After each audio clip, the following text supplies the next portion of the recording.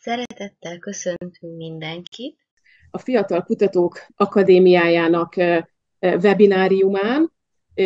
Először is a Fiatal Kutatók Akadémiájáról nagyon röviden pár szót mondanék. Ez egy 2019-ben alapított a Magyar Tudományos Akadémia közfeladataival összhangban működő, alulról szerveződő tudományos társaság, és az a célja ennek a közösségnek, hogy a fiatal kutatókat képviselje Magyarországon és nemzetközi szintéren is, és az is egy fontos tevékenysége ennek a társaságnak, hogy akár ilyen programok keretében segítse mind a kutatók, mind pedig hát a tudományos élet területén dolgozóknak a mentális egészségének elősegítését. És ezért ez a bizottság, amelynek én is tagja vagyok, ami a kisgyermekesek és kutatónők helyzetével foglalkozó bizottság, és Karolina is a tagja, szervezte ezt a mai eseményt, amely az imposztor élmény és az imposztor szindrómáról, vagy imposztor komplexusról szól. Először is szeretném bemutatni nagy tisztelettel a meghívott előadónkat, Felházi Anettet, akinek nagyon köszönjük ezúton is, hogy eljött és megtisztelt bennünket a jelenlétével és majd az előadásával. Felházi Anett klinikai szakpszichológus és pszichoterapeuta, aki kiképző pszichoanalitikus és szupervízorként is dolgozik, tagja a Nemzetközi és a Magyar Pszichoanalitikus Egyesületnek, illetve a Magyar Pszichoanalitikus Egyesületnek a titkára, és hát nagyon régóta foglalkozik különböző izgalmas témákkal, többek között az imposztor szindrómával is, mind elméleti, mind gyakorlati szinten is, tehát a klinikai munkásságában is ez egy szerepet kapott, és több írását, interjúját lehetett látni, olvasni ebben a témában, úgyhogy ezért szerettük volna őt meghívni. Moderátor kollégám dr. Kovács Karolina Eszter, aki pszichológus és a Debreceni Egyetem Pszichológiai Intézetének egyetemi adjunktusa, és ahogy említettem, ő is a Fiatal Kutatók Akadémiájának tagja. Én pedig Kun Bernadett vagyok, pszichológus, az Eötvös Loránd Tudományegyetem habilitált egyetemi docense és a klinikai pszichológia és addiktológia tanszékének vezetője. A mai témánk tehát az imposztor szindróma lesz, és hát egy olyan kérésünk lenne technikailag, mielőtt elkezdődik az előadás, hogy egyrészt némítsák le a mikrofonjaikat, hiszen így könnyebben, tehát tisztában hallhatjuk majd az előadást. Másrészt, aki ebbe beleegyezik, akkor az előadó nagyon örül, és mi is nagyon örülünk, hogyha esetleg a kamerát viszont bekapcsolva hagyják, hiszen így akkor van egy olyan élményünk, hogy egymás között vagyunk, egymás arcát is látva. És akkor szeretném is átadni a szót Anettnek, hogy tartsa meg az előadását, melyet követően majd arra is lesz lehetőség, hogy kérdéseket tegyenek fel, esetleg hozzászólásokat tegyenek. Az előadás után, tehát, illetve igen, tehát ahogy ezek a kérdéseket megfogalmazzák, ezt lehet írásban is, a chat felületen is meg lehet ezeket fogalmazni, vagy akár szóban is meg lehet ezeket tenni, viszont az előadás közben inkább hallgassuk az előadót, úgyhogy akkor Anett, öné, vagy tiéd a terep, és az előadásának a címe Imposztor élmény és komplexus, az egységes énérzet és önkép, valamint az identitás állandóságának bizonytalansága. Köszönöm szépen a kedves bemutatást, és a megtisztelő figyelmet is, és már egy kicsit kezdtem Bernadettet megsajnálni, hogy ilyen nagyon nehéz volt ez a cím, itt az énérzet, meg önkép, meg identitás, meg most állandóság, vagy bizonytalanság. Hát talán ez is mutatja, hogy ez milyen kis ingoványos, milyen ambivalens, milyen kettős ez az egész, ami itt az imposztor szindrómát jellemzi. A bemutatáshoz még annyiban kapcsolódnék, hogy mondtad, hogy itt a klinikai gyakorlatból merítkezem. Nálam ez mindig ott kezdődik, hogyha elkezdek pszichoterápiával dolgozni, valami nagyon nehéz elakadáson, vagy valami olyan pszichés problémán, ami a paciensnek, nekem is komoly gondot okoz, mint az áttételben, mindenki, mind az ő kettősségében, akkor én azokat szoktam kutatni. Tehát azért annyira vagyok kíváncsi, hogy akkor ezt nem hagyom annyiba, és addig megyek utána, ami meg nem értjük, és akkor nekem is a megértésemet és a kíváncsiságomat, illetve a gyógyítás szándékát is ez, vagy a segítés szándékát le tudja kötni, és talán azért erősödött föl a téma iránti érdeklődésem, mert ahogy erre adtam egy figyelmet és egy perspektívát, egyre inkább jelentkeztek a imposztor szindrómások. ahogy ők maguk is meg tudták fogalmazni, hogy ja, hogy nekem is ez van. Sőt, ahogy írtad, hogy volt egy-két cikk megjelenés ezzel kapcsolatban, amit belefutottak saját pacienseim, és visszajöttek, de hát nekem is ez van, és akkor velem miért nem így beszéltük, és akkor beszéljük meg, ezt hozzá tudjuk tenni. Tehát ez egy kicsit olyan, mint ez a borderline szindróma fogalom, hogy amíg ez nem volt kimondva, addig nem volt borderline, tehát hogy én azt remélem, hogy ha ezt ki tudjuk mondani, egy kicsit ki tudjuk hangosítani, akkor talán a segítés, vagy a segítésbe kerülésnek a lehetősége is meg tud nőni. Egy Kierkegaard idézettel kezdtem, itt magamnak is ott a címnél láthatjátok, hogy a kétségbeesésnek a leggyakoribb formája, hogy nem az vagyok, aki vagyok. Vagy nem úgy élem át magamat, ahogy átélhetném magamat. Szóval, hogy ennek tényleg van egy ilyen őrítő kettősége. De hogy a kétségeimet is azért hadosszam meg, és itt egy kicsit vicces kezdet következik, hát, hogy igazán félek tőle, hogy rá fognak arra jönni. Nem én vagyok a legalkalmasabb személy ennek az előadásnak a megtartására, és hát kiderülhet, hogy megtévesztem önöket is, megtévesztelek benneteket is. Hát igen, ez egy vicces kezdet, de mindenki átélhette azt az érzést, hogy tulajdonképpen csaló, egy imposztor. Nem alkalmas arra a pozícióra, amit betölt, arra a felkérésre, amit betölt. És hát erre hamarosan rá fognak jönni. És akkor ebből a hamarosan rá fognak jönni érzésből jön egy nagyon erős szorongás és egy üldöző belső kritika. Nem kellett volna jelentkezni, csak a megszégyenülés lesz, és hogy nem is való oda az illető, és erre tényleg rájönnek, és lebuktatják. Tehát ez egy ilyen mély szintű lebukástól való veszély. Ez az imposztor érzés, imposztor jelenség, mit tudunk erről? Hát az imposztor vagy csaló érzésektől szenvedők külső mércével mérve nagyon sikeresek lehetnek, de hogy úgy érzik, hogy sikerüket valamilyen titokzatos véletlennek, szerencsének, vagy egy nagyon nagy erőfeszítésnek köszönhetik, és hogy nem saját képességeiknek és hozzáértésüknek. Amiből az is következik, hogy ha nem tesznek hatalmas erőfeszítéseket a továbbiakban, akkor azt a sikert nem is lehet megismételni, és hogy hát nyilvánvaló, hogy legközelebb elszúrják. Tehát egy picit összefoglalva, az imposztor érzésnél a bizonytalan személy valós eredményei, sikeressége ellenére alkalmatlannak, csalónak érzi önmagát, folyamatosan attól fél, hogy lelepleződik és megszégyenül. És ebben tényleg az a legérdekesebb, hogy az imposztor érzésekkel küzdők tisztában vannak alaptalan félelmükkel. Tudják, hogy ez nem lehet igaz, de ettől nem csökken a szorongásuk. Leggyakoribb érzéseik, gondolataik lehetnek. És akkor megkérném a résztvevőket, hogy a kérdésekre, vagy ezekre az állításokra próbálják pontozni önmagukat. Hány pontot adnának meg 1-től 10-ig, hogy náluk ez mennyire erős. Ez a belső dilemma. Előbb-utóbb kiderül, hogy nem is vagyok olyan jó abban, amit csinálok. Hiába dicsérnek, meg az csak nyomaszt, mert akkor mindig 100%-ot kell teljesítenem, és így már nehezen is megy. Nem érzem úgy, hogy rászolgáltam a munkámmal a jutalomra. Félek, hogy hamarosan mindenki rájön, hogy valójában nem is vagyok olyan okos, mint amennyire hisznek. Ez elég gyakori szokott lenni. És hát természetesen a szerencsének köszönhető, hogy ott tartok, ahol a dicsérettől mindig zavarba jövök. Egyáltalán nem nagy dolog, amit megtettem, ez teljesen természetes, hogy végigcsináltam, tehát itt van egy ilyen leértékelés és a teljesítménynek, és hogy legközelebb úgyis elszúrom, tehát az egész erőfeszítés hiába való. Hát most nem kérdezek vissza mindenkitől, hogy hány pontot adott magának, de hogy talán mindannyian megtapasztalhattuk ezeket a szorongató érzéseket különböző mértékben, vagy akár új helyzet esetén. Hogy néha attól félünk, hogy rájönnek, és akkor lehet, hogy itt a tudós kollégák, a kutatók is sokszor megélik azt, hogy mennyi tudás és képesség hiányzik belőlük. Hát, hogy mennyi mindent tudhatnának, hiszen ott az egész világegyetem, annak a tudását ők ahhoz képest hol tartanak, és hogy hát mások biztos, hogy alkalmasabbak a feladatnak az ellátására. Nem látok mindenkit, hogy majd az előadás után, amit körülbelül egy olyan órásra tervezek, lesz egy beszélgetés erről, úgyhogy majd ott remélem, hogy több visszajelzést tudok kapni, és tudunk rá reagálni. Sándor, Sándor szintén imposztorérzésektől szenved.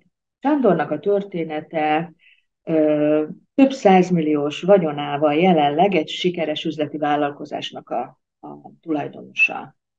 Azonban a teljesítményével, képességeivel nem tud azonosulni, és szerint a sikerét csak is a szerencsének köszönheti. Nem érti, hogy került be.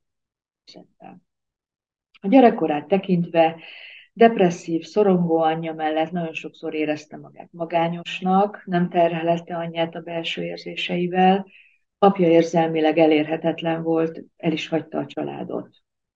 Az elérhetetlensége mellett nagyon kritikus, érzéketlen, fukar, tehát nagyon-nagyon sok megfosztottság érzést élt át. A tanulásában gyenge volt, ami okoztatta egy ilyen belső bizonytalanság, koncentrációs nehézség, szülők nem tudták megtámogatni, aztán a serdülő korában ismerkedésekben szorongó, ügyetlen, 20-as éveiben indítja el a vállalkozását, amivel elhatározta, hogy ő neki nagyon sok pénze lesz, és ezzel megold minden nehézséget, és mindent hiány az életében. Terápiába kerülve arról számol be, hogy nyilvános helyekre belépve azt érzi, hogy kinevetik, lenézik, étterembe beülve, suttognak mögötte a pincérek, hogy milyen szerencsétlen alakulik. Egy lakatlan szigeten szeretne élni, gyakran megtörténik, hogy vesz egy borzasztó nagy csomag édességet, és ezt befalja egy ültő helyébe, hogy feltöltve érezze magát. Hogy soha többet ne kelljen szenvedni a megfosztottságtól. Ő a bevezető esetünk, még fogok eseteket mondani, de egy kicsit a fogalom történetét is szeretnék bevezetni, hiszen kutatók vagyunk, és tudjuk, hogy a fogalmak, a tudományos fogalmaink állandóan átalakulnak a megfigyeléseinknek a következtében is az újrakonstruálásukba. Tini, nevezzük Tininek, a 6. gyerekként született egy amerikai nagyon szegény családban. Iskolai eredményei kiemelkedőek voltak. Későbbi PhD fokozata ellenére súlyos önbizalomhiányban szenvedett. Úgy érezte, hogy mindenkit átver. Mindenkit halálra idegesített azzal, hogy ő biztos volt, hogy a vizsgán megbukik, ezt már senki nem akart ezt hallgatni, hogy ő megbukjon. Ő Pauline Clance, pszichológus, itt bal oldalon láthatjuk, a fogalomnak a megalkotója. Még egyetemi tanárként találkozott Susan Imes-zal, aki szintén megfigyeléseket végzett olyan diákok körében, akik jó teljesítményük ellenére csalónak érezték magukat. 150 sikeres nő vizsgálatából adtak közre egy tanulmányt, ami bejárta a világot. 1985-ben született meg a fogalom, az imposztor jelenség. Majdnem 50 évvel később a koncepció óriási kulturális telítettséget ért el. Olvastam egy interjút Clance-szel, és az interjúból beszámolt arról a helyről, ahol ő él, jelenleg egy bungalóban. Egy meztelen nőt ábrázoló faszobor áll a lakásának a folyosóján, aki egy maszkot tart a feje fölé. A maszkon ez a felirat van. El kell lepleznem, aki vagyok. Nála az ő történetét tekintve hiányos anyai jelenlétről számolt be. Anyja nem értékelte eléggé. Már egyetemi tanár volt, amikor hazalátogatott vidékre, és az anyja megkérte, hogy az egyik krízisben lévő rokonukkal beszélgessen el egy kicsit, segítsen neki ebben a lelki krízisben. És ő arról számolt, hogy tulajdonképpen ez az esemény volt az, amikor anyja validálta egyáltalán, hogy ő pszichológussá vált, ekkor tudott először pszichológussá válni. Tehát, hogy itt megjelenik a külső, az interszubjektív, a kívülről kapott alkalmasságnak az átélése, hogy ő szerint ez nagyon hiányzott, és nagyon bizonytalan tette az önképét. Ők 2 különböző családi mintát azonosítottak.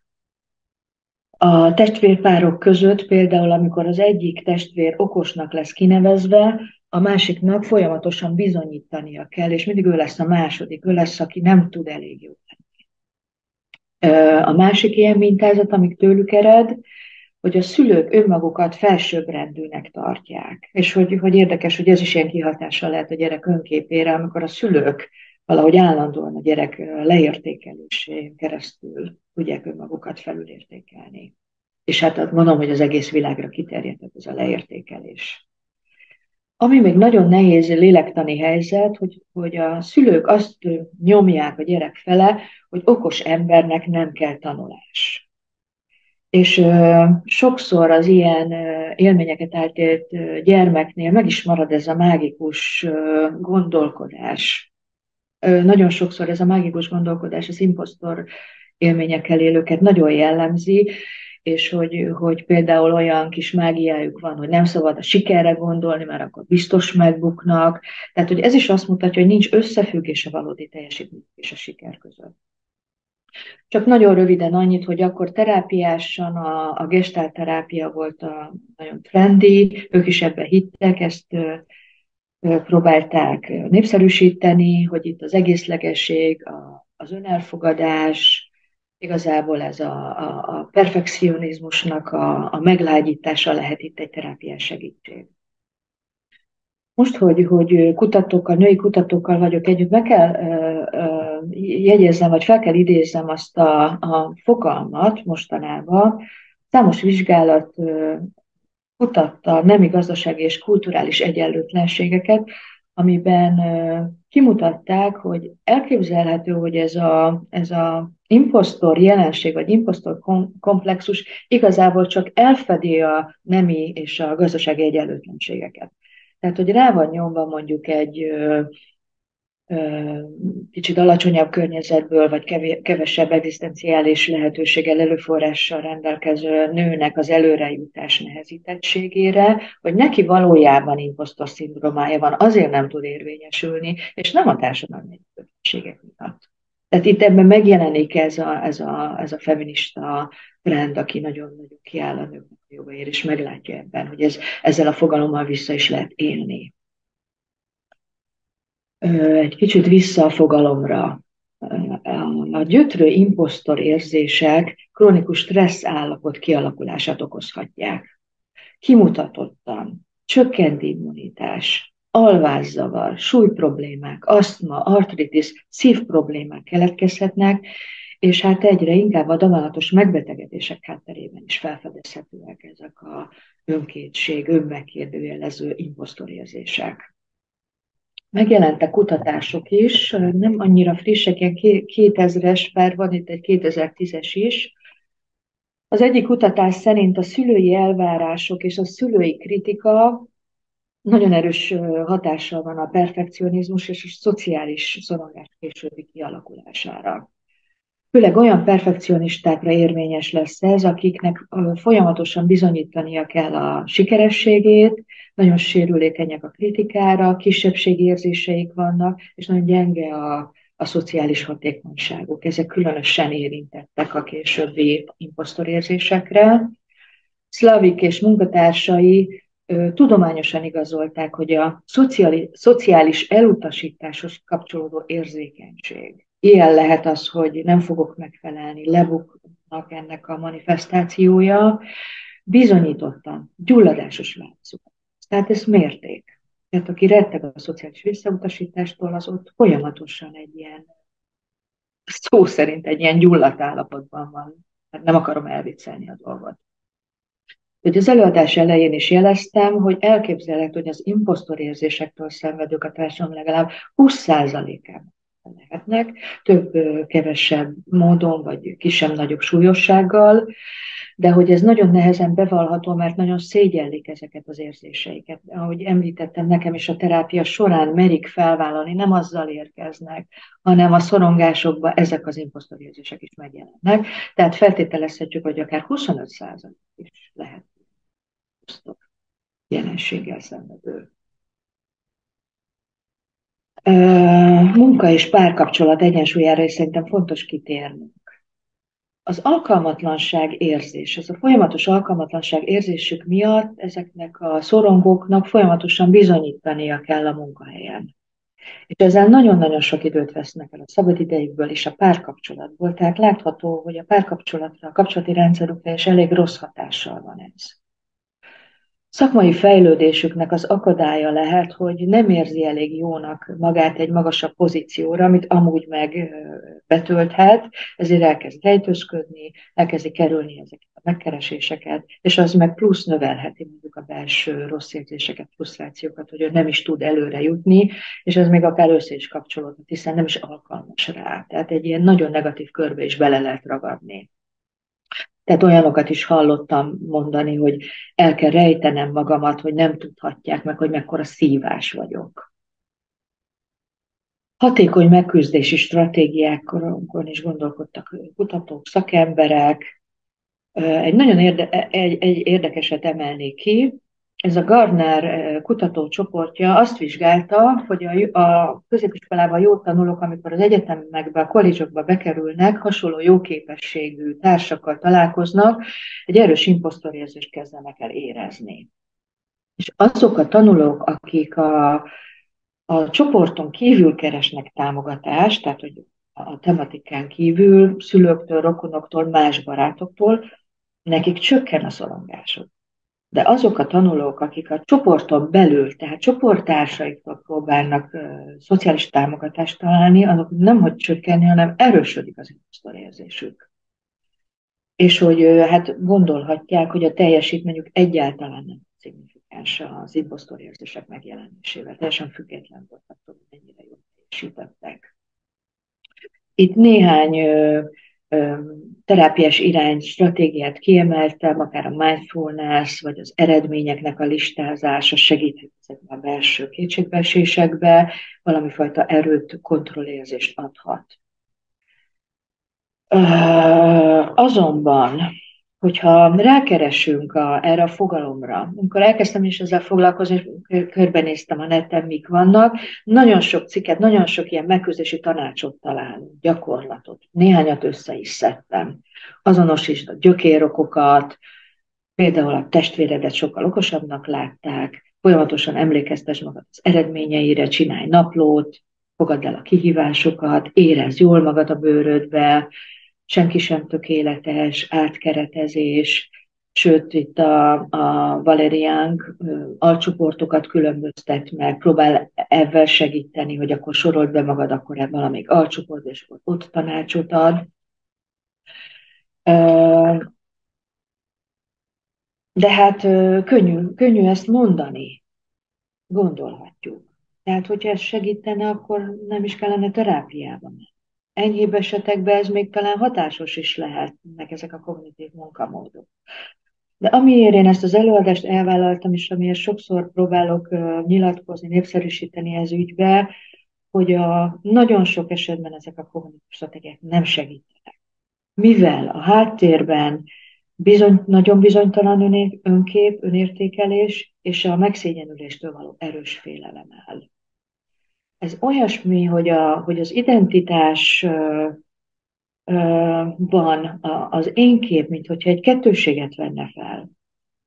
Tehát a valós eredmény nem írja felül azt a belső bizonytalanságot, hogy valami nem stimmel velem, nem vagyok olyan jó, mint ahogy azt gondolják.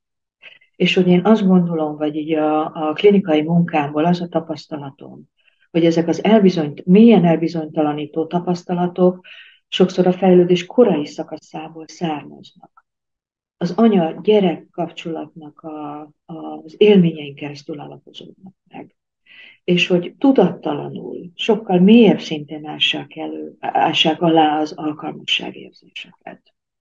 És akkor itt jönnék a pszichoanalitikus megközelítéssel, ami talán ad egy rátekintés ennek a mélyére, vagy akár a súlyosságára is. A pszichoanalitikus értelmezés szerint a túlszorongó anyák a gyermeknek a saját feszültségeiket, aggodalmaikat átadják, amelyek egy szorongató valóságként válnak konkrétan a gyermek számára. Majd erre hozok eseteket. Ezek az anyából származó elbizonytalanító fantáziák mind a külső valóság veszélyes megélésére, tehát ugye a külvilág az nagyon veszélyes, mind a saját képességükre, személyiségfejlődésükre nagy hatással van. Az egyik ilyen eset a túlfélt és túlvédés. Ez megkérdőjelezi a gyermek reális és fejlődő képességeit, és nagyon könnyen feladja a próbálkozásait. És a feladás, a kudarc, a korai szégyen és alkalmatlanság élményeket alakítja be, és az önképének a részévé válik. Ebből adódóan a csalás, lebukás, félelmet okozó kettős önkép alakul ki, aztán ez alá is ássa a valós teljesítményeknek az átélését. Azonban későbbi imposztorérzések kialakulásához az is vezethet, hogyha a szülő éppen túlértékeli a gyereket, különlegesnek tartja őt, egy olyannak, akinek minden sikerül. Ezzel csak az a probléma, hogy a későbbi életfeladatoknak a nehezedésével elkerülhetetlenül megérkeznek a kudarcélmények. De ezeket a kudarcélményeket, miután ő egy zseni, neki mindent kellene tudnia, önmaga értékességének az összeomlásaként éli a gyermek. És ezért a későbbi próbálkozásokat, kihívásokat el fogja kerülni, és hát tulajdonképpen a tanulás, a próbálkozás lehetőségei is. És hát meg kell, hogy említsem, hogy súlyosabb esetben ez akár csecsemőkorban is meg tud jelenni, és akkor még a nyelv sem segít beazonosítani, vagy differenciálni, megkülönböztetni, hogy ez a szorongás most kiből jön, az anyából, vagy belőlem, vagy én vagyok ennyire gyenge és alkalmatlan. És hát azt gondoljuk, hogy ezek vegetatív szinten is el tudnak raktározódni, zsigereinkben elraktározódnak ezek az anyai összeolvadással keletkező izgalmak, félelmek, aggodalmaknak a nyomai. És ezek későbbi pszichoszomatikus megbetegedéshez és depresszióhoz is vezetnek. Általánosságban értelmezve az anya nem tudja megfelelően tartalmazni a gyermek szorongását, tehát nem, hogy a gyermek szorongását, a saját szorongását nem bírja tartalmazni, és a saját izgatottságával árasztja el a gyermek. Most már nagyon sokat tudunk arról, hogy a korai szabályozásban az anyának a vegetatív funkciója milyen nagy feladatot látnak el a gyermeki vegetatív funkciónak a korai szabályozásában. Tehát egy állandóan izgatott, feszült anya ezt a fajta regulációt nem fogja tudni megfelelően ellátni. És ezek a szorongató tartalmak tulajdonképpen elkapszulálódnak, és ilyen testi érzékizgatottságot okoznak, és lélektanilag ez azért nehéz, mert ha van egy ilyen testi izgatottság, ami nincs megfogalmazva, nincs mentalizálva, hiszen még nincs is nyelv, nyomaiban megmarad. Tehát egy ilyen zsigerileg kapszulálódott izgatottság marad fönn az egész énképben, ami azért fontos, mert ez testi tünetképzéshez vezet, és a legnehezebb esetben pedig egy ilyen idegenségérzést tart fenn testi-lelki szinten. És hát a legfontosabb, és ez egy picit az én megfigyelésem, hogy betegségszorongáshoz, hipohondriához vezet.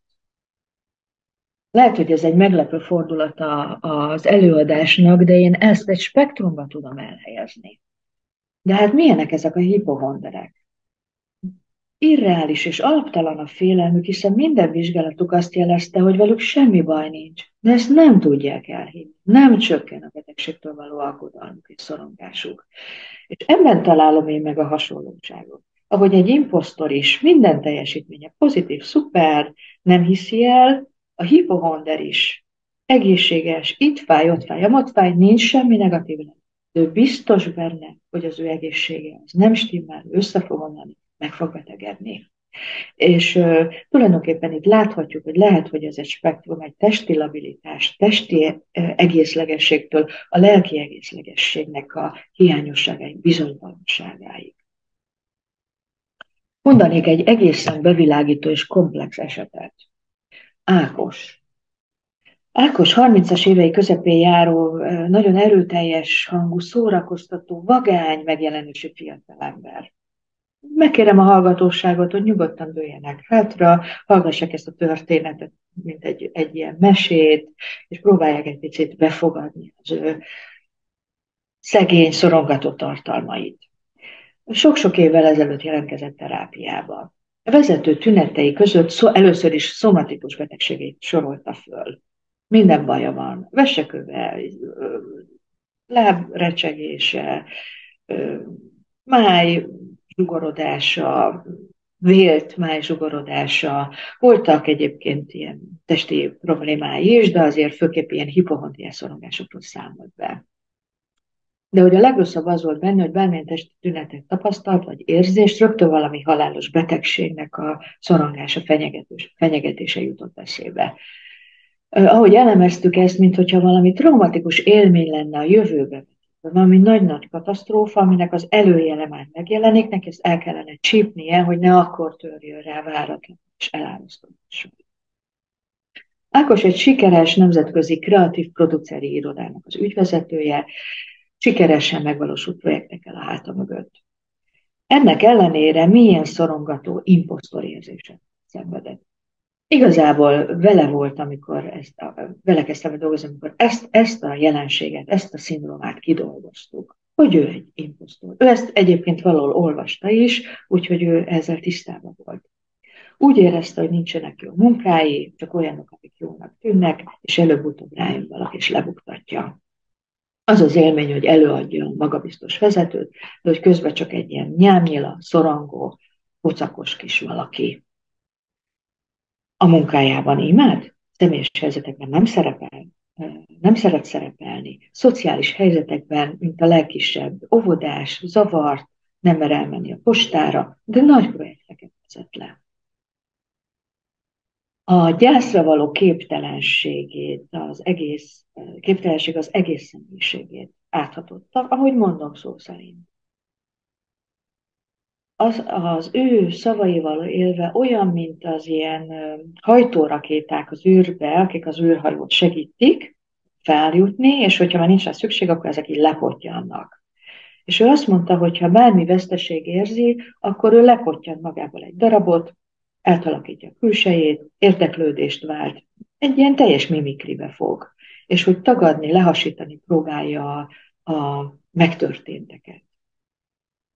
Fantázia világát kisiskolás kora óta fanatikusan betöltötte a halhatatlan Marvel hősöknek a világa, ahol minden jól alakul, veszteség, halál nem létezik.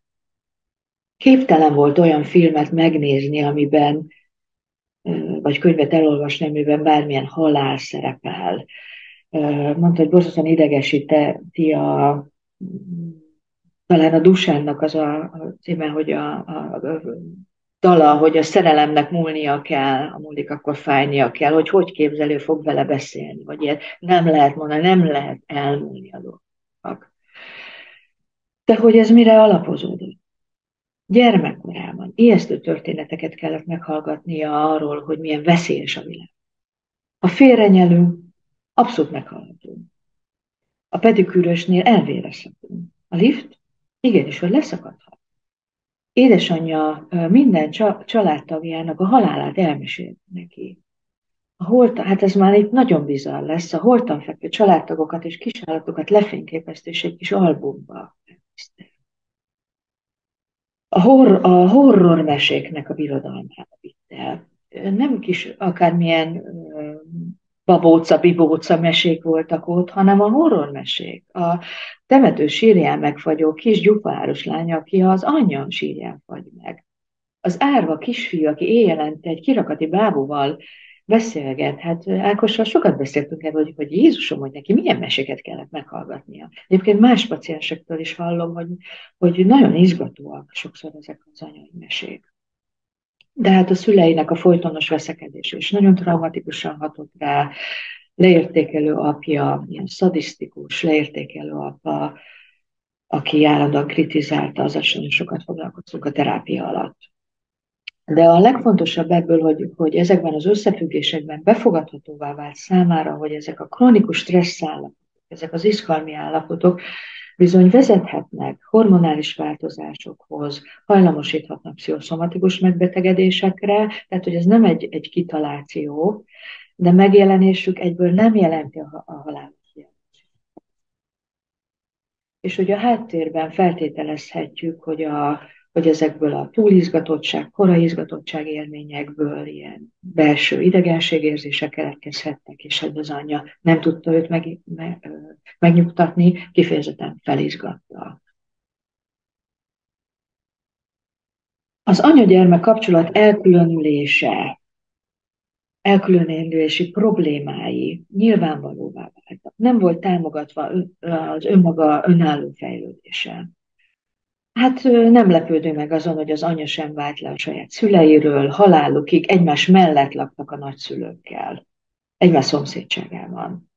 A több generációs családot több szinten is összefolyás, határtalanság, a külső világgal szembeni paranoid szorongás és bizalmatlanság jellemezte. Ákosnak vásárolt első lakás ezekkel a lakásokkal szembeni lakás volt, hogy azért ne költözön messzebb, bár ők az autonómiáját támogatják, volt kulcsuk, tehát napi szinten bejártak hozzá, tehát hogy nagyon nehéz volt differenciálni, lehasítani magát ebből az összefolytságba. Hát az anyai szorongató tartalmak, hogy láttuk, határtalanul osztották el, nem alakult ki ez a belső biztonságérzete. A gyakori túlféltés miatt nem tudta megtapasztalni a saját teherbírását, hogy ő valójában tud, saját kompetencia határait.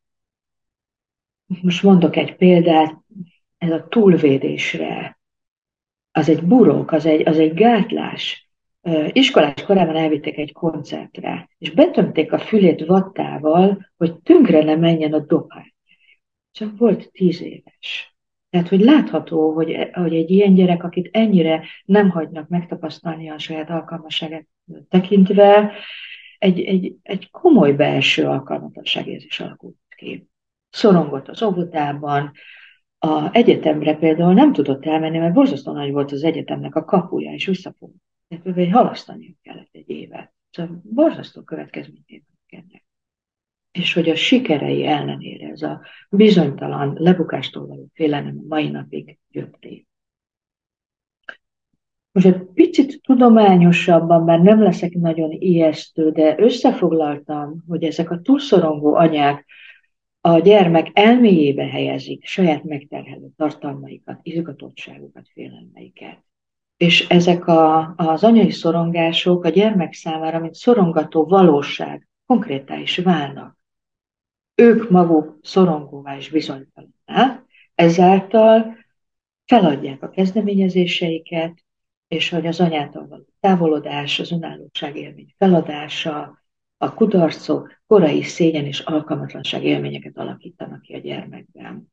És ahogy említettem, ez egy kettős önképet fog kialakítani, ami a későbbi sikereiket is megkérdezi. És akkor ebből következik, ami Bernadett is mutattam rá, ez a nagyon-nagyon-nagyon hosszú cím, hogy itt a testérzet, énérzet, az egységesség, a bizonytalanságnak egy általános kétsége alakul ki, a csalás és a lebukás, vagy ahogy említettem a hipokondriás élményekben, a halálos betegségnek az ilyen katasztrofális, lesújtó, üldöző szorongása. Hát ha van egy kis időnk, én azért szeretem a mindenféle karaktereket is, mert segítenek a képeket, az irodalmi karaktereket, segítenek megérteni a jelenségeket, jobban bevilágítják. Ákostól tudom egyébként, hogy a filmrendező Kubrick is, aki a borzongásnak a nagymestere volt, nem tudom, hogy az ő filmjei még a fiatal generációnak mennyire ismertek, például a Shining, maga a könyv is nagyon jó, de hogy a filmnek a képvisége is fantasztikus, nagyon megmutatja a borzongásnak a művészetét, az én, a nem énnek a kettősségét, vagy az átmenetiségét, és az ikre, tehát az egy nagyon fontos lélektani elem, mert az iker az én is vagyok, nem is vagyok, együtt is vagyunk, külön vagyunk, és az ilyen bizonytalan emberkéknél, akik ilyen imposztor szindrómával, belső bizonytalansággal szenvednek, ugyanannyira vágyhatnak az összolvadásra az anyával, mert az talán megnyugtatja őket, és ugyanannyira a szelfüknek az elvesztésével fenyeget. Tehát, hogy ez az ikerség, mint a borzongás, az nagyon benne van, nagyon kifejezi ezt a pervers kettősséget. De hogy mindenképpen az én elvesztésének a rettenetét idézik. Nem vagyok elég erős, hogy leváljak, visszalépek az anyámhoz, de akkor elvesztem az egész szelfemet. Tehát, hogy a személyiségfejlődés tekintve azért ez egy nagyon kritikus mintázat. Na de hogy evezzünk tovább még izgalmas részekre, a valódi és a hamis imposztorok, hát ott lebukik ott egy flamingó, úgy látszik, hogy nagyon megjátsza magát, hogy ő a kakasunk látható a képen.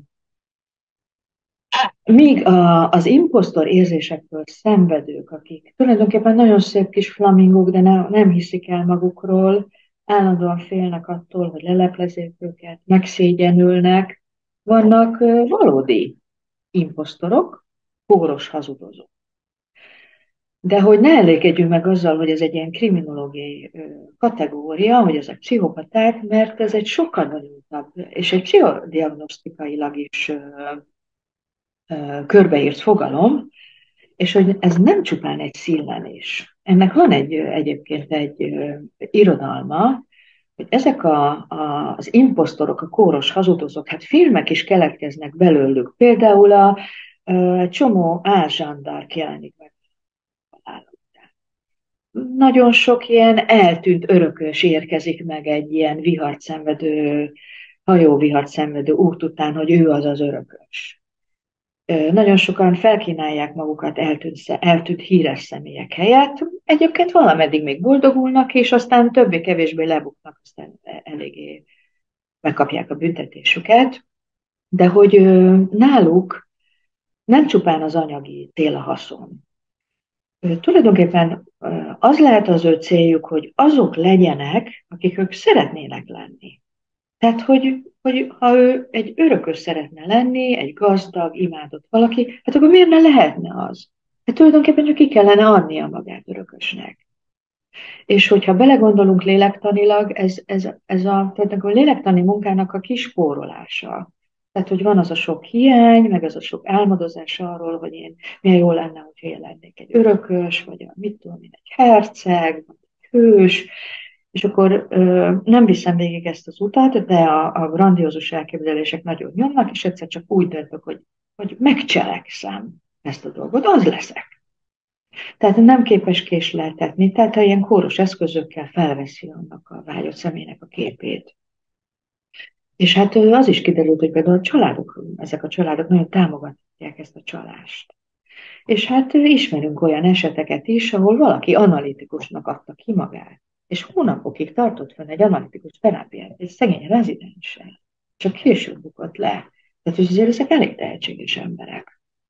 És hogy nagyon figyelemre méltó az a gondolat, hogy az a személy, aki imposztornak érzi magát, itt a látható képen mondjuk ezek a flamingók, akik nagyon bizonytalanok, hogy ők flamingók-e, nagyon hasonlóak a kis kakasunkhoz, aki úgy dönt, hogy már pedig ő az én flamingó, hát vegyék észre, abban a belső lélektani helyzetben, hogy valójában ő is más akar lenni.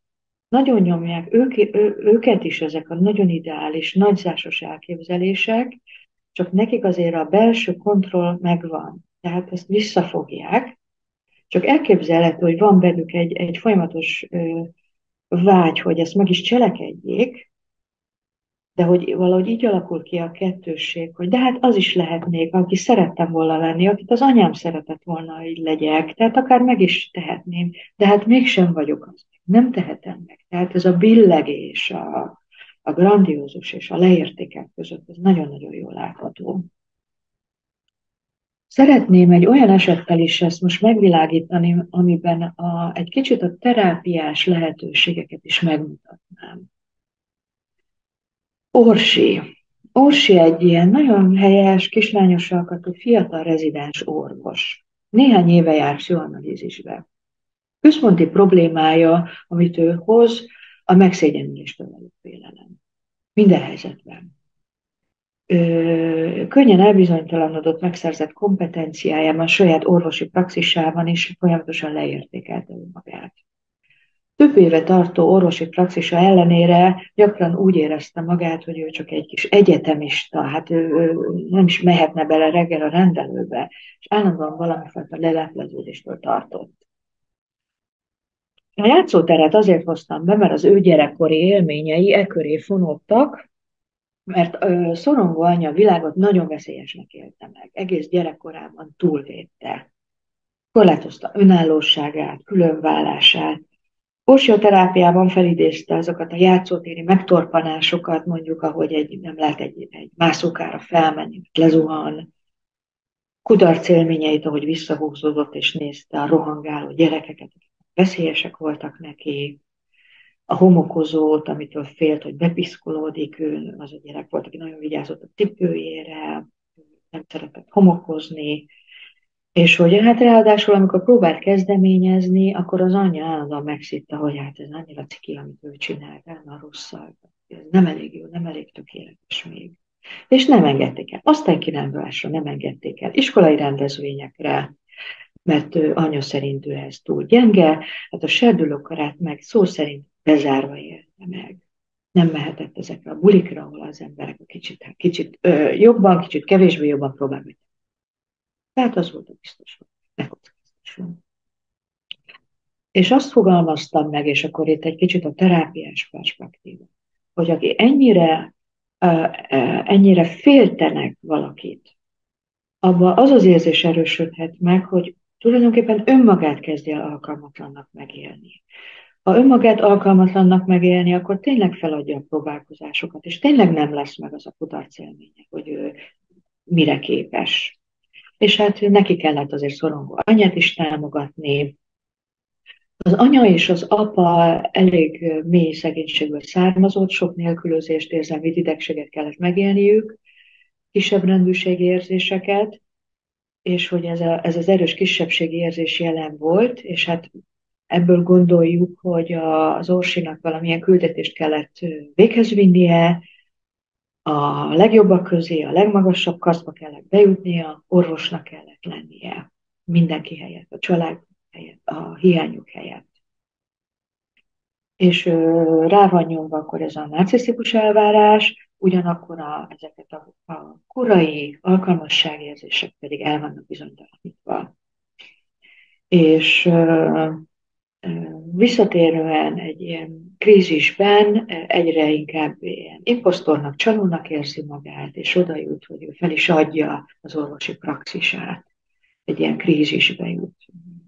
Tulajdonképpen ilyen szuicidális krízisbe. Nem tudja, hogy folytassa, az is nagy szégyen. Ha feladja, az is, ha kiderül, ha legutatják a betegei, és akkor egy ilyen betegállományba vonul, és felidézve azt, hogy az anya mennyire nem támogatta, mennyire nem hitt benne, arra az álláspontra helyezkedtem, hogy megpróbálom hogy abban megtámogatni, hogy nem küldöm pszichiáterhez, ne vegyem be csomógyógyszert, ne adjuk fel a terápiát, hanem egyszerűen valahogy elkezdtem bízni, és ezt vissza is jeleztem neki, hogy bízom benne, hogy ezt ő saját önerővel végig tudja vinni. Nem ajánlom mindenkinek, szóval, hogy az élet fizikó, de hogy ez egy nagyon fontos fejlődési pont az ő életében, és át tudott fordulni. És itt van az a pont, amit az elején felvetettem, hogy a szociális visszajelzések, az anya-gyerek kapcsolat, a másiknak, az én képének a megerősítése. Mennyire fontos a későbbi identitás és önkép biztonságának a kialakításában. Tehát mennyire alááshatja egy sikeres embernek is az önképét, a bizonyosságérzését, hogyha állandóan és egy nagyon szorongó paranoid légkörbe kellett felnőni.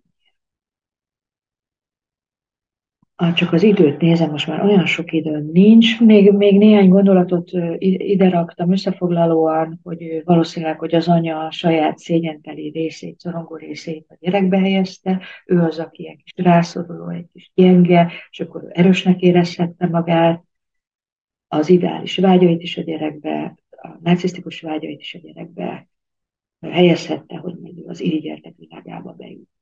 És akkor itt az analitikus munka során sikerült ezt a képet átalakítanunk, annak az anyának a képét, akit állandó bűntudattal kellett támogatni, szolgálni, és hogy meg tudott jelenni a harag az anya ellen, aki saját szükségletei miatt nem engedte Orsinak a fejlődését, és a valódi ényének a kibontakozását.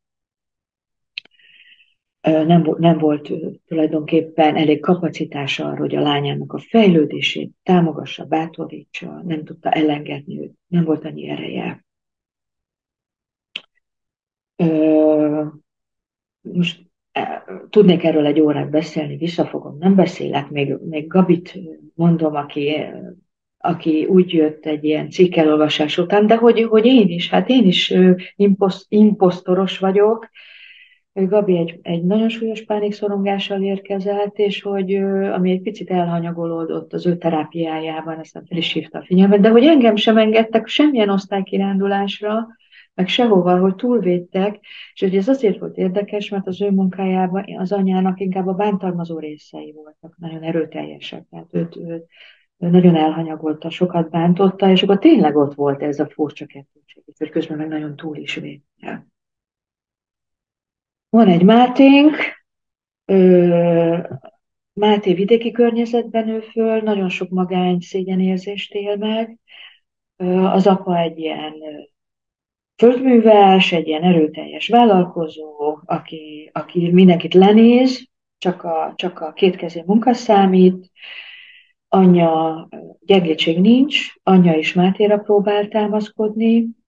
Őt is túlvédik, ezt valahogy ez egy ilyen visszatérő tendencia, hogy a külvilág annyira veszélyes, hogy nem lehet a gyereket kiengedni, nem megy osztálykirándulás, ez tovább fokozza a hányosságérzéseit. A felnőtt ényében egy ilyen sérthetetlen pozíciót vesz föl, egy felsőbbrendű vezetőnek nevezi ki, de nem tudja átélni a sikereit. Ez már a terápiába kerülésekor történik, előre juthatna, több pénzfizetést is kaphatna, de nem tudja elvállalni ezt a pozíciót, egyszerűen elkezd rettegni, hogy ő teljesen alkalmas erre. A terápia légkörében azért egyre több sérelem meg tud jelenni a szülők felé, akik nem tudtak elég erőt adni az alkalmasságérzéseinek a kialakulására, és hogy elmesél egy olyan történetet, hogy óvodás korában tanul meg rollerezni, próbálkozik a rollerezéssel, domboldalon, anya meglátja, hogy rollerezik, elkezd utána rohanni, ráveti magát, és ilyen hurokban, összegoboncolódva lezuhannak és lehurulnak, és mind a kettő megsérül.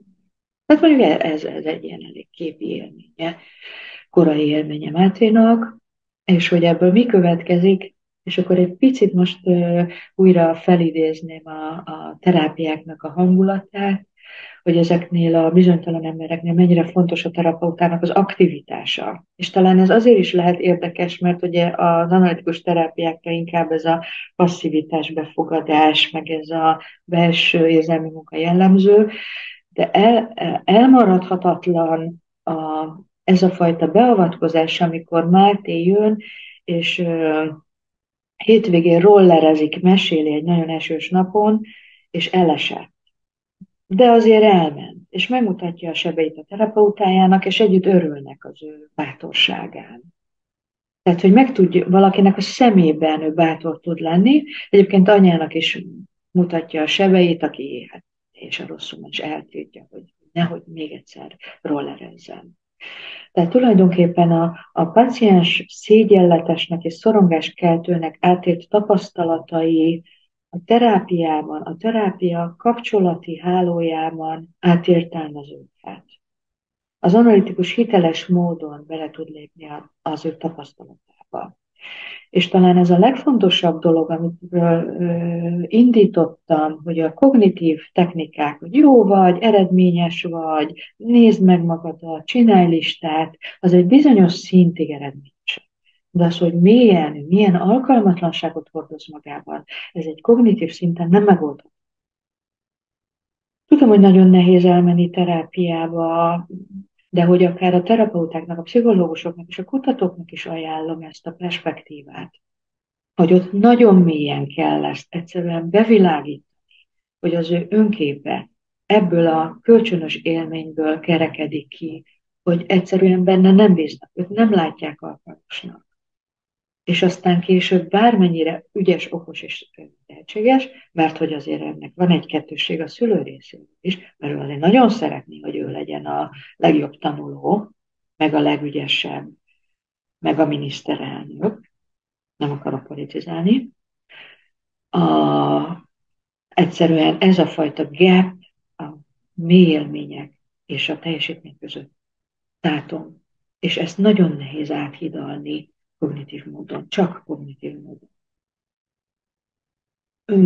Ha 5 percem van, akkor ezt az 5 percet, ha már ígértem, ezt az egy munkát, egy gyors kitekintés, elméleti kitekintés fele vinném a szégyen tekintetében.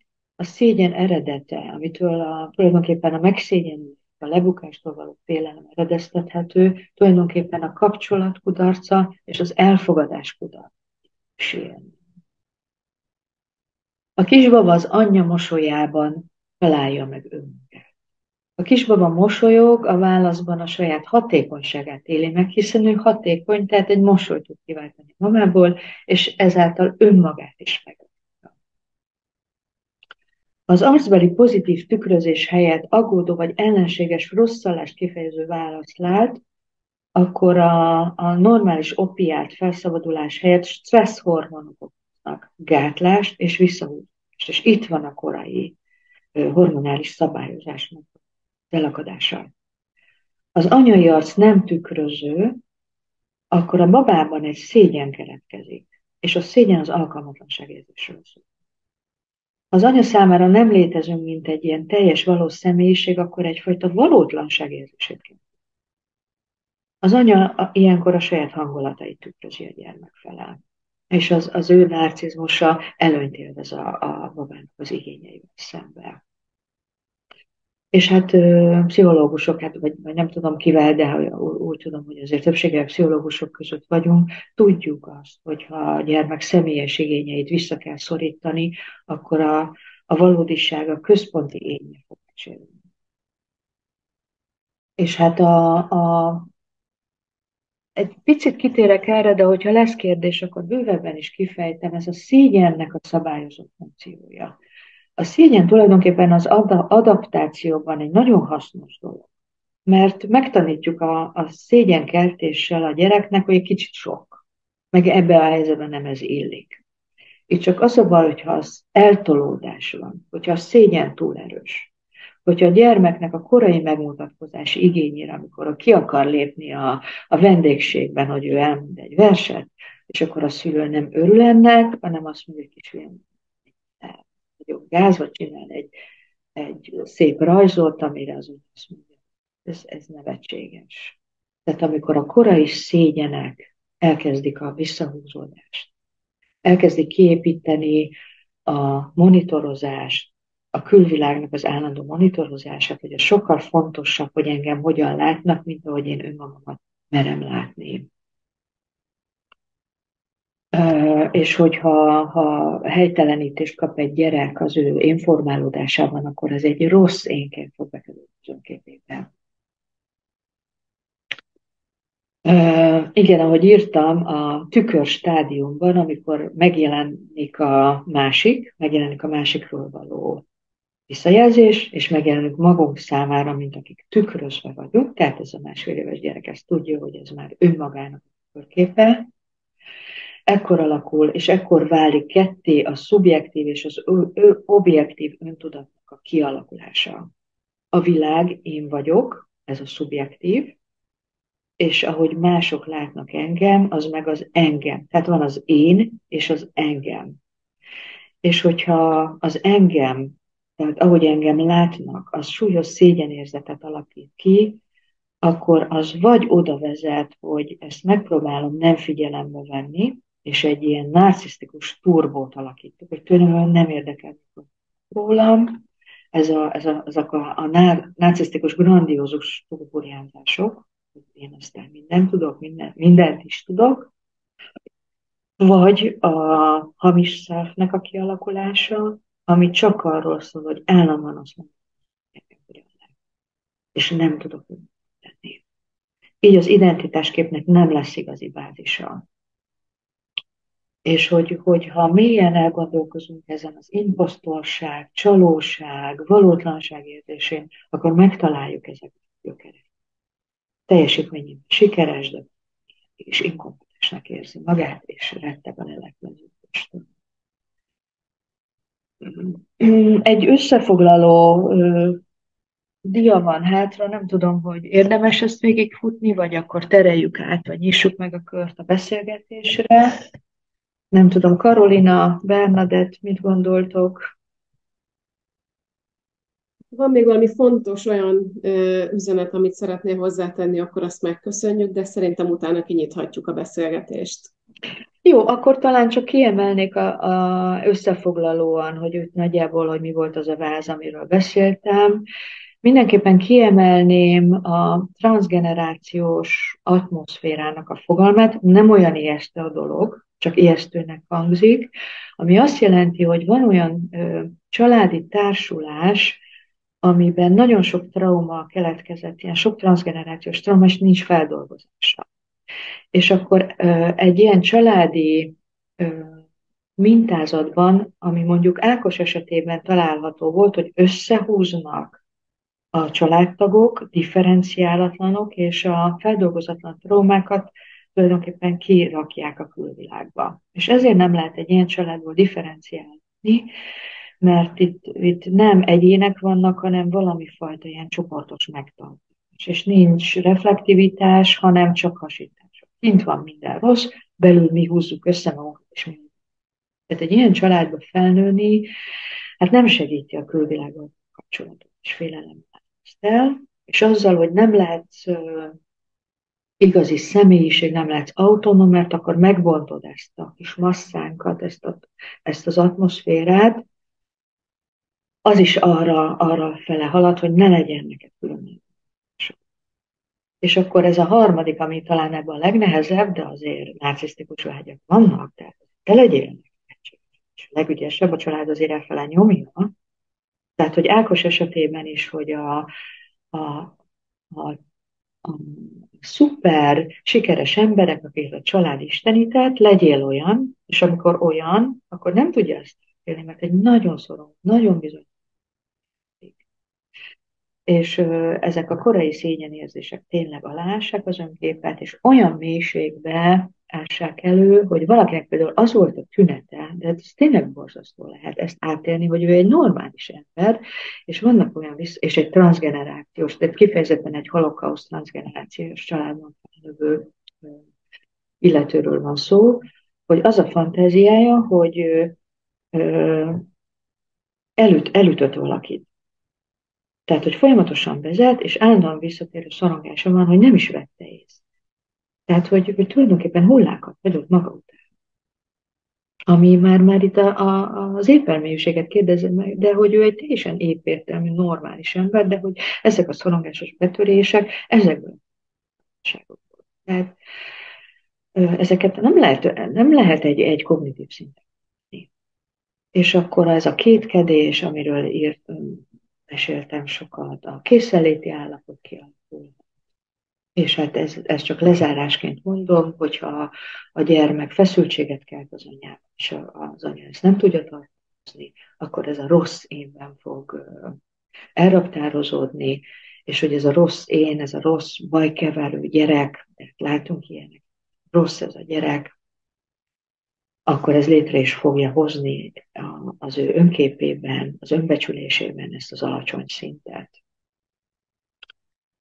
Hát ez a vicces lezárás, hogyha valaha azt gondoltad, hogy nem vagy imposztor, azon is gondolkodjál, hogy lehetséges, hogy inkább rossz vagy. Csinálsz, hát hogy ez most hogy vicces, ezt mindenki levonhatja ebből a következtetéseket. Tényleg csak abba tudok reménykedni, és akkor itt tényleg az előadás kikerekíteném. Sőt, hát a slusszpoén, hogy a Classicnek, hogyha rákeresnek az anyagaikra, találnak egy tesztet, ott van a linkje egyébként, ez le lehet gyorsan fotózni is, és ott van egy teszt. Hát nem egy olyan nagy dolog, de hogy számos kérdés van benne, és el is küldik a választ, hogy milyen szintű az imposztor szindrómája az illetőnek, aki ezt a tesztet megcsinálja. Tehát, hogy olyannyira, mint akár most ez a Beck skála jut eszembe, egy ilyen jellemző skála, és akkor a végén ott van, hogy mennyire depressziós az illető, és ebben a skálának a végén meg lehet nézni, hogy mennyire vagyunk imposztorosak. Egyébként tényleg ez a jelenség annyira százfele megy, már mostanában azt olvasom, hogy imposztorizm, tehát, hogy nem tudom magyarul, imposztorizmus, néven fut. Tehát, hogy egy kicsit szakadjunk el a komplexustól, de hogy több, mint egy jelenség, hanem olyasmi, mint a narcizmus. Tehát, hogy valami olyasmit próbálnak a szakértők ebből most így kialakítani a vizsgálat szempontjából. De hogy mindenképpen az előadás erejéig köszönöm a figyelmet, és akkor szerintem akkor nyissuk meg a kört, és akkor próbáljunk egy kicsit beszélgetni erről. De hogy akkor én tűnjek el. Aha.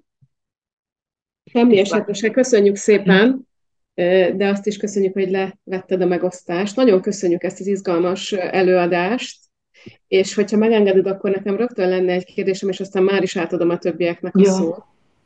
Hogy itt azért sokszor előkerült az, hogy a gyermek korában tapasztalt élmények között kiemelkedik ez a túlvédés, vagy akár az önértékelés gyökerei, mint hogy a szülő nem tudja őt bíztatni, nem tudja őt elfogadni, és így tovább. Viszont, ami érdekes ugye az impostor szindrómánál, hogy sokan pont, hogy sikeresek lesznek, magas pozícióban vannak, sikeresen jutnak vizsgákon, vezetők lesznek. Tehát, hogy valahogy mégiscsak vannak képességeik, ami miatt oda jutnak ahova. Hogy ezt hogy látod, hogy ezek viszont honnan jönnek? Tehát, hogyha vannak ezek az élményeik, amik megakasztják őket abban, hogy el tudják magukat fogadni, mégiscsak van sok minden, ami meg az erőjüket adja.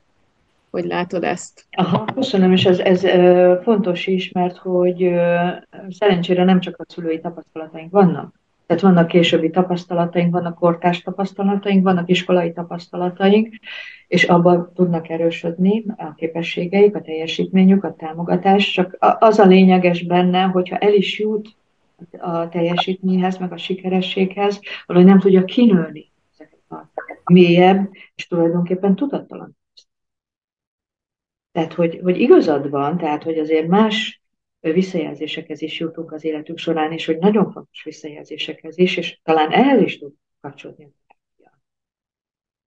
Hogy egy sokkal támogatóbb, teherbíróbb kapcsolati mintázatba azért fölül tudnak ezek így. Nagy nehezen. Megmondom őszintén, hogy ezek nagyon nagyon tudnak felülíródni, lehet, hogy nem is tudnak felülíródni, amit én azért el tudtam érni így paciensekkel, akár hipohondriás esetekben, talán egy kognitív kont. Talán nem azt történik. Talán nem. De hogy pedig hát ezek ilyen 8-10 éves esetek. Biztos, hogy vannak nálam okosabbak, ügyesebbek, akik be tudnak számolni komolyabb sikerekről, de én azt látom, hogy valamilyen reflektivitásig érdemes eljutni, amitől az életek kevésbé lesz szorong. Kevésbé lesz szorong katasztrofális. És hát egyébként ez a transzgenerációs atmoszféra modell, ami egy nagyon friss modell, nem tudom, hogy mennyien találkoztatok vele, igazából hasonlít abból a szempontból, hogy ott pedig a traumáknak a tabusítása, az át nem dolgozása hagy egy ilyen árnyékot, egy tabut, egy szellemet a személyiségben, ami ezért elég elbizonyító. És hogy ezek a terápiák és hogy ezek a hozzáállások is arról szólnak, hogy megpróbálják narratívába helyezni, ami történt. Tehát tulajdonképpen egy szubjektivitás. Hogy te azért vagy, tehát hogy én úgy tudom, hogy első lépésben idézzük fel a homokózót, ahol ő annyira fél, és ezeket a nagyon bizonytalan szégyenteli élményeket, találjuk meg hozzá azt a visszajelzőséget a történetben. Tehát, hogy te még azt csinálnád, te még játszanál, de ha valaki elbizonytalanít, akkor te ezért fogod vissza magadat. Tehát te valójában sokkal ügyesebb vagy annál, mint ahogy rólad ezt gondolták, ami az önképednek a részévé válik. Tehát ezt tudatosítással azért meg lehet fogni. De nem olyan tudatosítással, én azt gondolom, és nem vagyok ellene az ismeretterjesztésnek, a népszerűsítésnek, hogy de hát te okos vagy, hidd el, csinálj eredménylistát, hanem egy terápiás átdolgozással. Hozzuk be azokat az éveket, amiben ő nem tudta elhinni magáról. És azt mondták, hogy egyetlen is lehet csak szó. Tehát, hogy ilyen szinten tudja azt megkérdőjelezni, hogy ő alkalmatlan. hogy legyen hozzá élmény. Tehát én ezt hiányolom ebből, és ez egy borzasztó nagy. Köszönjük szépen. És akkor én nagyon örülök, ha valakinek, hogyha bárkinek van kérdése, vagy bármilyen hozzászólása, úgyhogy most itt erre van lehetőség, akár készfeltartással, akár chatbe írva, nyugodtan. Annyit azért hadd tegyek hozzá, Anett, hogy nem csak pszichológusok vannak itt, sőt, tehát nagyon sokféle területről érkeztek a kollégák, Uh-huh. úgyhogy lehet, hogy ezzel kapcsolatos kérdés is érkezhet, hogyha valakinek van. Sőt, hát nagy izgalommal várjuk akkor ezeket a kérdéseket, hogy mondjuk az ő szakterületére az hogyan tud kapcsolódni. Eszter, Igen, ugye? nekem lenne is kérdésem, köszönöm, hogy azon gondolkodom, hogy a párkapcsolatban hogy tudnak működni ezek az emberek, illetve van elképzelésem, de hogy mire érdemes figyelniük, illetve hogyan tudnak ők itt legsikeresebben működni egy párkapcsolatban. Mik a jellemzőik az ő párkapcsolataiknak? Megpróbálom elkerülni, hogy általánosságot mondjak, mert valószínűleg, hogy arra sem felhatalmazom meg azért akkor a praxisom sincs, úgy mondhatók, de a saját praxisomból valamilyen mintázatot azért meg tudok találni. Most, ahogy ezt kérdezted, 2 kliens is eszembe jutott, az ő választásaik. És hogy, ja, itt vagy, csak átrendeződött ezt, hogy most, aki eszembe jutott ebből a bizonytalanság, ebből a homályosságból, és mind a ketten elég sikeresek, egy nagyon dependens kapcsolatot választottak. Tehát vagy olyat tehát hogy a dependencia az jellemző lehet rájuk, hiszen nem bíznak. És a dependenciának 2 fajta mintázata van, vagy egy olyan mintázata, hogy ő lesz a függesztő, tehát hogy az ő sérült részei, bizonytalan részei a másikba vannak áthelyezve, és akkor ő erősnek élheti meg magát, mint egy ilyen segítő szindróma. Tehát, hogy avval erősödik, hogy a szegény páromat támogatni kell, meg erősnek kell lenni, stb. Tehát az egyik mintázat, de hogy ennek a fordítottja is jelen lehet, hogy egy nagyon erős függesztő másikat keres, és az alá rendelődik. Annak is tulajdonképpen az lehet a veszélye, hogy egyébként Orsi esetében egy ilyesmi mintázat is volt, hogyha az ember nem hisz a saját alkalmasságába, akkor a másikba helyezi át az alkalmasságérzéseket, és akkor hozzá kapcsolódik, és a másikon keresztül éli meg a saját erősségét is. Csak hogy ez egy nagyon elszegényítő.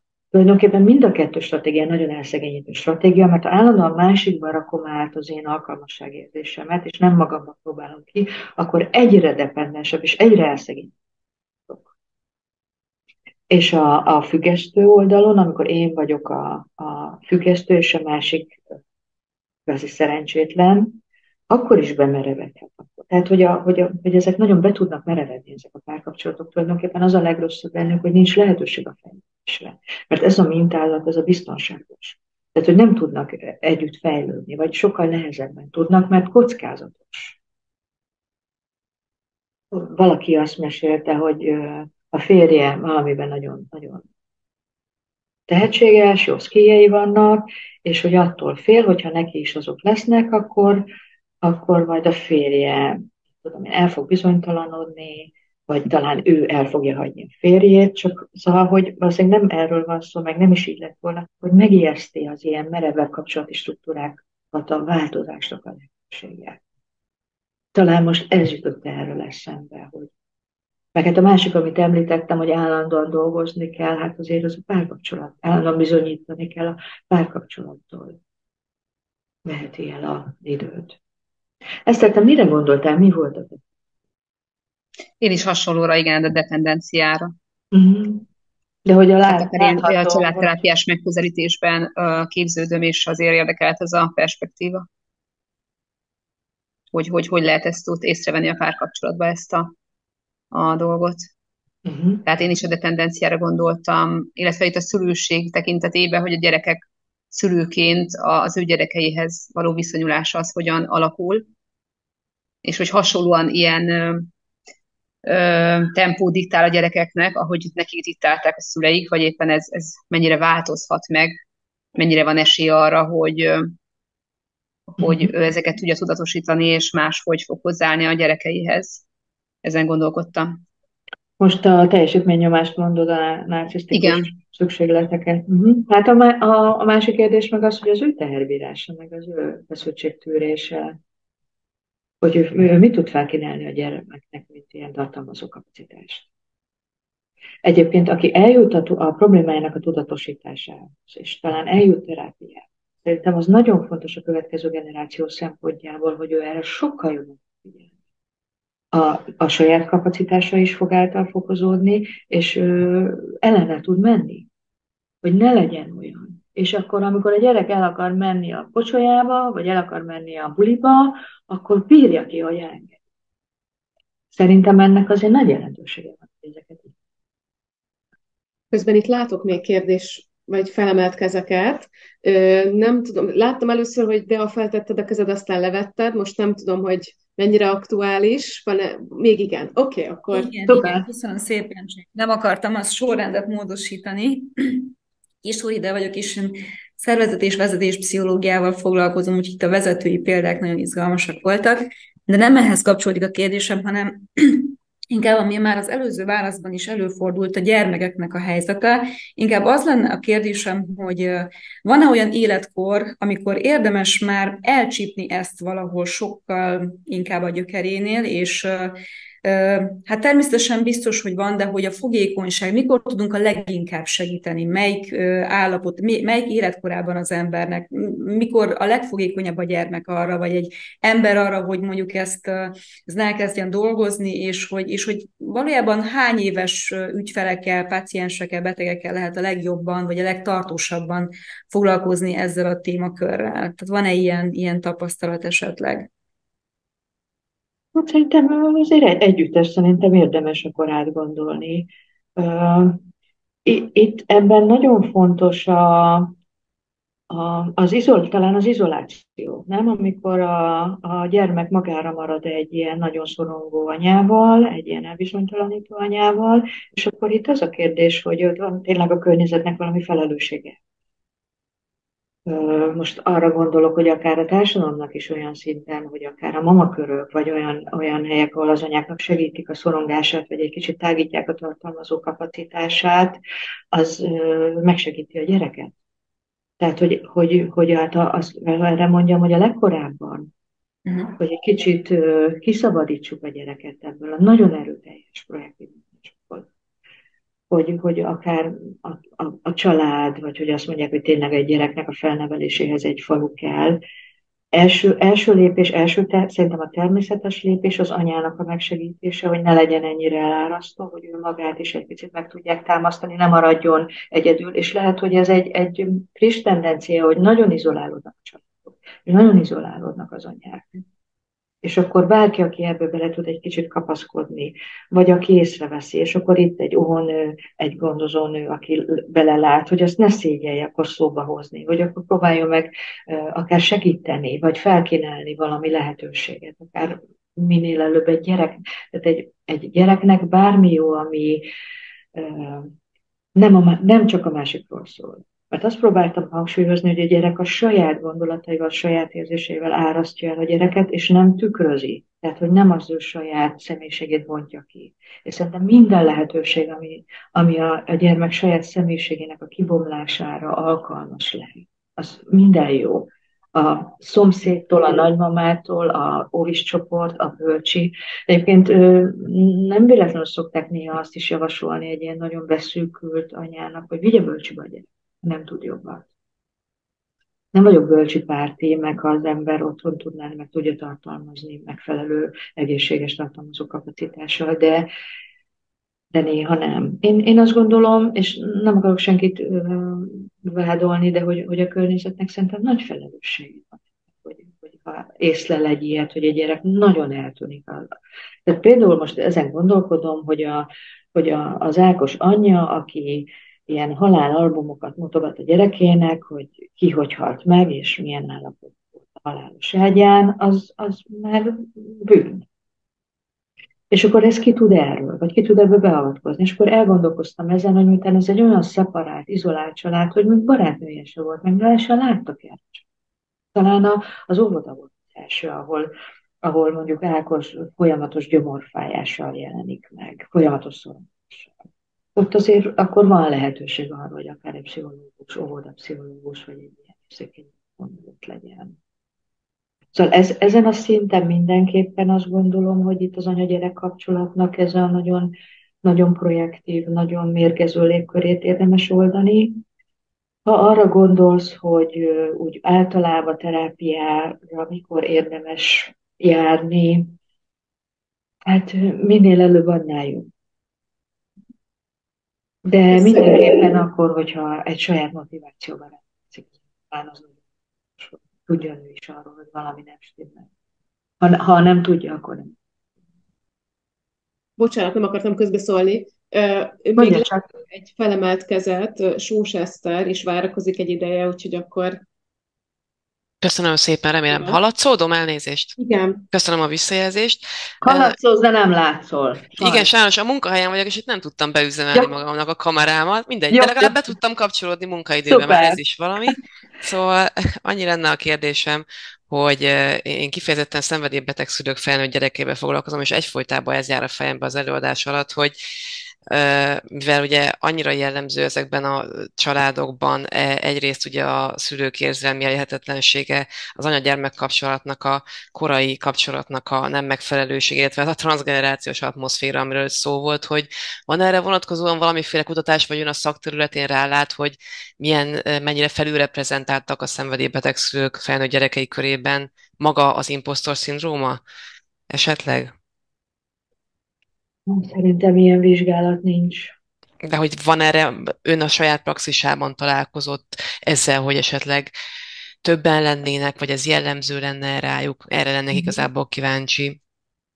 Van valami saját elképzelés, amiben... Hát a saját elképzelésem az, hogy igen, nekem lenne egy ilyen válaszom, csak kíváncsi lennék, hogy találkozott-e már ilyennel, vagy valami összehasonlítási alap van erre?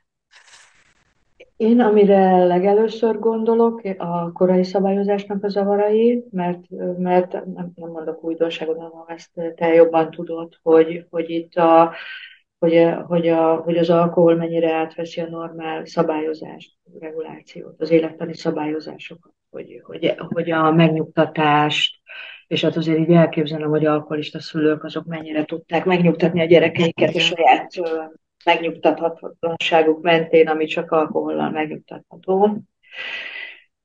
Egyébként most eszembe jut talán a legsúlyosabb, ez amikor, ja igen, és minden ott van előttem. 2 paciensem is eszembe jutott, akinek alkoholista volt az anyja.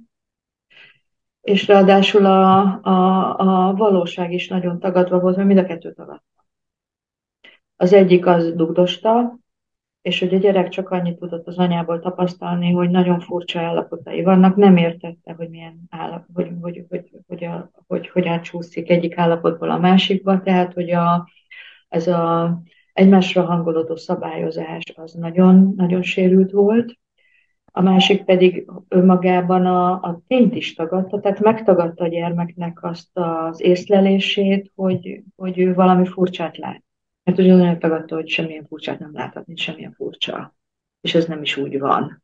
Tehát, hogy a alapjaiban kérdőjeleztek a gyermek önmagához való, és a saját érzéseihez való viszonyát. Az, hogy ezek most kifejezetten impostor szindrómaként vannak jelen, én azt gondolom, hogy egy ilyen nagy, az egyik esetben kimondott jelen, amikor ez a kliens vagy illető elér valami sikert, az a siker az sosem elég, az nevetséges, az megkérdőjelezhető, hogyha, mit tudom én, lead egy anyagot, mert felkérik valami nagyon munkára, akkor például szó szerint azt érti át, hogy ez olyan, mint egy egyetemista dolgozat, egy beadvány. Mikor egy nagyon komoly projektet dolgozott ki, és ezt a visszajelzést is kapta a projektről, hogy ez egy nagyon magas színvonalú projekt volt, sikerült, és ő végig azt élte meg, hát ez nem több annál, mint egy egyetemi dolgozat, és nevetséges, és meg fog szégyenülni. Tehát, hogy azt kell mondjam, hogy igen, ott van az imposztor, ott van az a belfazon, semmit nem érek. És aztán ez nagyon-nagyon sok oldalról, hogy mondjuk egy alkoholista szülő önmagát mennyire tartja értékesnek, mennyire nem, mennyire kerül át ez a gyerekbe, mennyire nem tudja támogatni a gyereket. Szóval, hogy amiről így megbeszéltünk, meg amit te is hozzá raktál, ez mind-mind persze. Köszönöm szépen. Köszönöm a választ. Karolina? Köszönöm szépen, én is az előadás nagyon tartalmas volt, és mint kisgyerekes anyukaként tényleg azt tudom mondani, hogy hozzájárult ahhoz, hogy egy picit tudatosabb legyek. Most akkor már így kezdi a gyerek feszegetni nagyon a határokat, hogy nagyon odafigyeljek arra, hogy jelzek vissza. Viszont a másik oldal, ami eszembe jutott a szakma mellett az, hogy sokan oktatók is vagyunk, és sokszor látunk hasonlót, vagy legalábbis gyanítjuk, hogy a hallgatóink perfekcionisták, vagy esetleg imposztornak érzik magukat. Hogyan tudjuk támogatni őket? Nem mindenki engedheti meg magának azt, hogy legalábbis anyagilag, hogy elmenjen terápiába. Azon túlmenően, hogy mi megpróbálunk esetleg olyan légkört kialakítani a tanítási órán, mivel tudjuk még őket támogatni. Azt szerintem az a kutatás az nagyon fontos volt, hogy keressenek külső erőforrásokat, hogy azoknak sokkal jobban lehet hinni. És ne egymás között, mert az még rosszabb. Tehát ez egy elég érdekes felismerés. Nagyon érdekes az a terület, meg nagyon ide is timmel, hát az egész imposztor szindróma innen indult ki, hogy egyetemistákat vizsgáltak, akik tök jól tanultak, meg jó teljesítményük volt, csak nem hitték el magukról, és nagyon rosszul szerepeltek. Tehát, hogy ez ott van. Itt az a kérdés, hogy ez megfogalmazható, elmondható, tehát azzal, hogy ez már mondjuk tudatosítva van, erről lehet beszélni, akkor már ő is egy kicsit keretbe tudja tenni önmagát talán. Tehát, hogy neki akkor van egy imposztor szindrómája, ő biztos ügyes, csak nem hiszi el magáról. Ez már azért mégis több annál, mint hogyha ő egy csaló.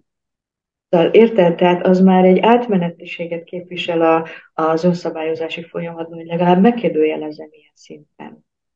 Vagy akár szerintem egy tanár is el tud beszélgetni a diákkal, hogy ő mitől érzi magát kevesebbnek, egy kicsit fel tudja lebbenteni akkor, hogy ő honnan jön. Egyébként ilyen kulturális átlépések is azért hoznak szorongásokat, hogy mit tudom én, egy vidéki gimibe járt, és akkor most egyetemre kerül, és nem érzi magát elég jónak. Tehát ezt is meg lehet világítani, hogy ez gyakran van, hogy nem szenvedő ettől egyedül, és hogy ez átalakulhat ilyen a sikereiben, szerintem lehet visszajelzéseket adni. Valahogy az, hogy beszélünk róla, talán már az is érhet valamit. Nem tudom, neked vannak-e tapasztalataid, hogy sikerül ez, de megtagadni, meg tanúsítani, biztos, hogy nem szerencsés. Igen, én abszolút kétszemélyes helyzetekben szoktam próbálni segíteni, ha valakinél felmerül a gyanú, de sokszor érzem azt, hogy ez önmagában nagyon kevés. Uh-huh.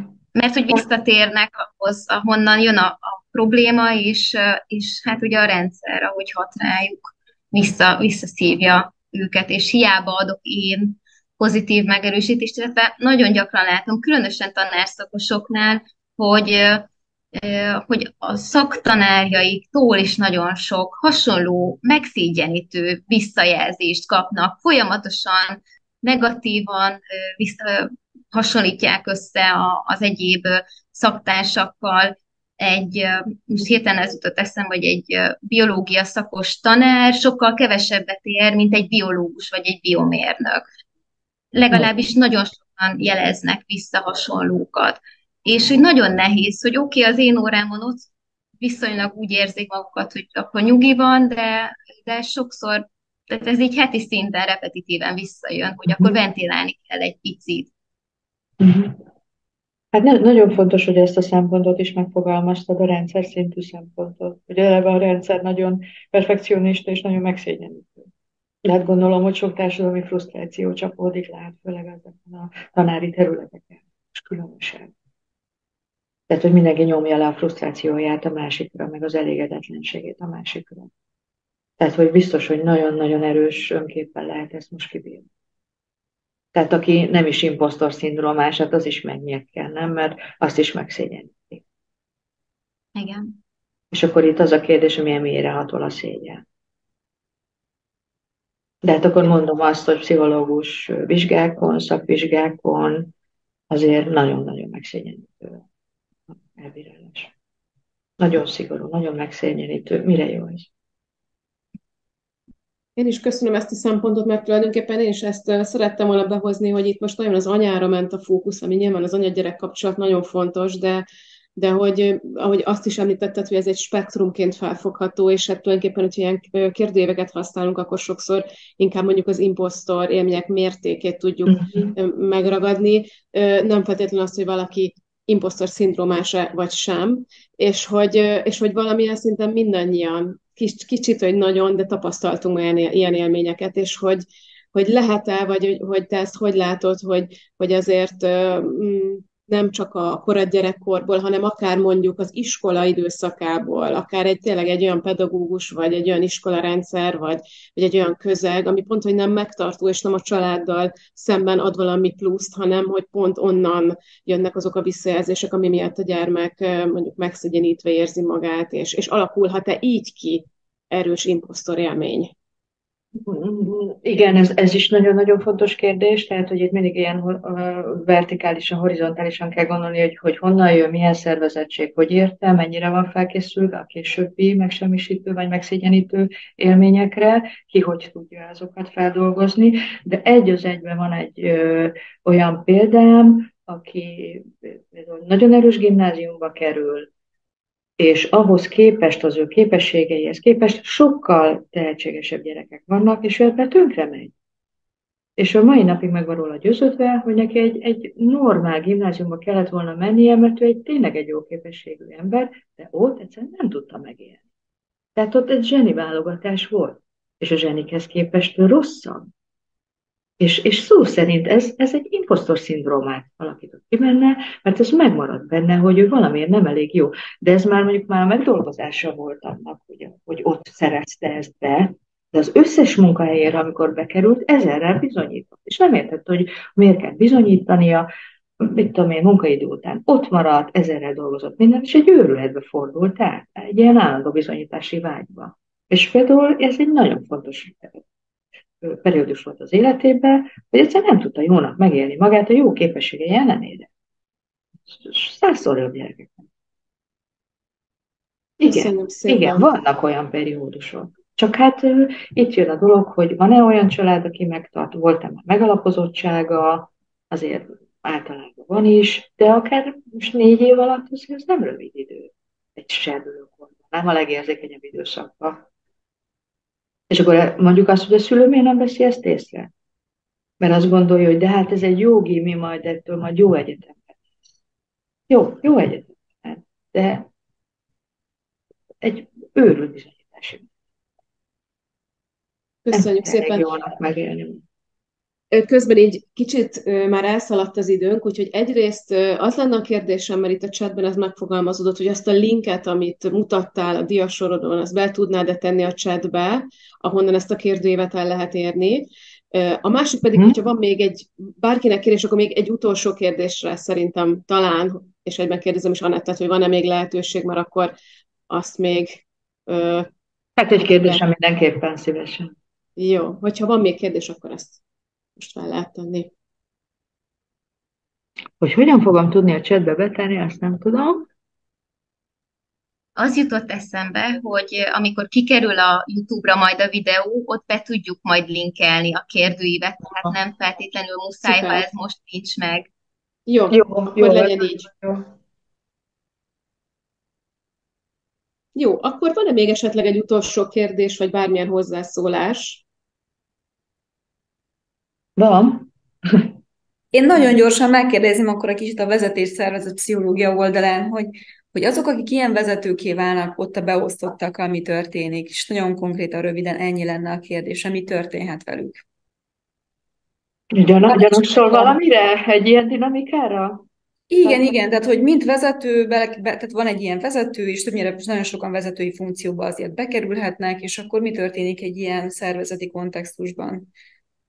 Akár egy teljesítmény visszajelzésnek a terén vannak esetleg gondolatai arról, hogy milyen vezetőként funkcionálnak.